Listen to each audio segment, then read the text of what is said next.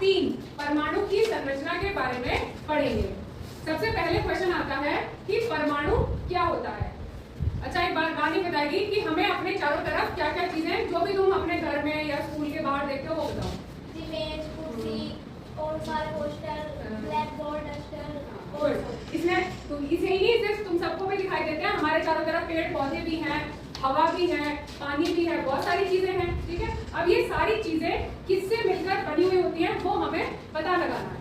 ये जो सारी चीजें हैं ये सब वजन, इन सबके अंदर वजन भी होता है। yes, इन सब ये सब जगह भी घेरती है। ठीक है, तो जो भी चीज जिसमें वजन होता है और जो जगह घेरती हैं वो पदार्थ कहलाती हैं, जो हम अब तक कक्षा 6 और कक्षा 7 में भी पदार्थ के बारे में पढ़ चुके हैं। ठीक है, तो हमारे चारों तरफ ये जितनी भी चीजें हैं जो तुमने देखी या बताई ये सब क्या कहलाई जाएंगी? पदार्थ कहलाई जाएंगी। अब ये पदार्थ किससे मिलकर बना होता है? अगर ये देखो तुम, ये छोटा सा चौक है, इसे अगर निकाले तो इसके अंदर से छोटे छोटे सफेद रंग के कण निकलते हुए तुम्हें दिखाई दे रहे हैं। तो जैसे ये चौक इन छोटे छोटे कणों से मिलकर बनी हुई है, वैसे ही सारे जितने भी पदार्थ होते हैं वो भी छोटे छोटे कणों से मिलकर बने हुए होते हैं। उन छोटे छोटे कणों को हम कहते हैं परमाणु। तो हमारा आज का टॉपिक जो होगा वो होगा परमाणु। तो क्या कहते हैं? परमाणु। परमाणु को इंग्लिश में एटम भी कहा जाता है। ठीक है, पहले कुछ वैज्ञानिक थे, उन्होंने बताया कि इस परमाणु के अंदर, मतलब ये मान लो कि परमाणु सबसे छोटी इकाई हो गई, परमाणु से छोटा कुछ भी नहीं है, लेकिन कुछ वैज्ञानिकों ने प्रयोग किए और उन्होंने बताया कि जो परमाणु है इसके अंदर भी 3 कण पाए जाते हैं। क्या पाए जाते हैं? 3 कण पाए जाते हैं। सबसे पहला कण उन्होंने बताया इलेक्ट्रॉन। क्या बताया? इलेक्ट्रॉन। ठीक है, दूसरे कण को उन्होंने नाम दिया प्रोटॉन। क्या नाम दिया? प्रोटॉन। तीसरे कण को उन्होंने नाम दिया न्यूट्रॉन। न्यूट्रॉन। ठीक है, जो इलेक्ट्रॉन है इस पर माइनस का चार्ज होता है। कौन सा चार्ज होता है? माइनस का। प्रोटॉन पी से प्लस, तो हम बताएंगे इस पर प्लस का चार्ज होता है। क्या चार्ज होता है? प्लस। न्यूट्रॉन यानी ना, नहीं, इस पर कोई चार्ज नहीं होता, यानी कि ये तो उदासीन होता है, ना ये प्लस है ना ये माइनस है। अब इनकी खोज किस वैज्ञानिक ने की थी, इसके लिए एक छोटी सी शॉर्ट ट्रिक तैयार की गई है। शॉर्ट ट्रिक क्या है?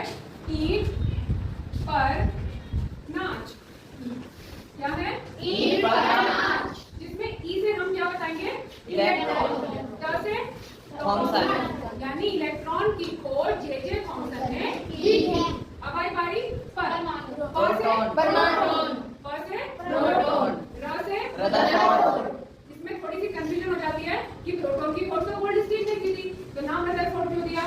गोल्ड स्टीन ने प्रोटॉन की खोज की थी और रदरफोर्ड ने उन्हें नाम दिया था। ठीक है, तो तुम यहाँ से याद रखोगे, प से प्रोटॉन, र से रदरफोर्ड, फिर आता है ना से न्यूट्रॉन और च से चैडविक। क्या हुआ? चैडविक। यानी न्यूट्रॉन की खोज चैडविक ने की थी। ठीक है, तो ये तरीका है तीनों कणों को याद करने का और साथ में इनके जो आविष्कारक हैं उनके नाम याद करने का।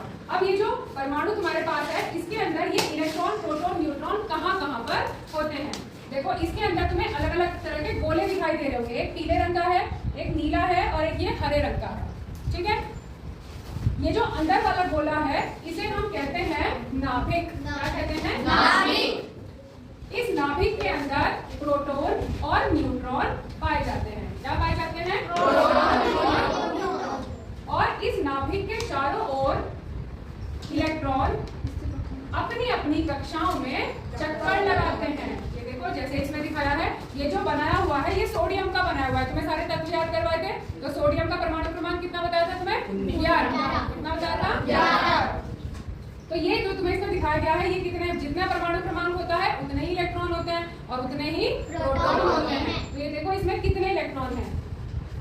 1 2 3 4 5 6 7 8 9 10 और एक यहाँ पर ये 11। कितने हो गए? 11। ठीक है, और अंदर की तरफ नाभिक में 11 ही प्रोटॉन होंगे और क्या है? न्यूट्रॉन है ना। यानी नाभिक के अंदर होते हैं प्रोटॉन और न्यूट्रॉन और इलेक्ट्रॉन इसके चारों तरफ अपनी अपनी कक्षाओं में चक्कर लगाते हैं। जैसा तुम्हें बताया था कि जो इलेक्ट्रॉन होते हैं वो ऐसे ही नहीं कि एक ही कक्षा में सारे इलेक्ट्रॉन होंगे, एक निश्चित कक्षा के अंदर निश्चित ही इलेक्ट्रॉन होते हैं।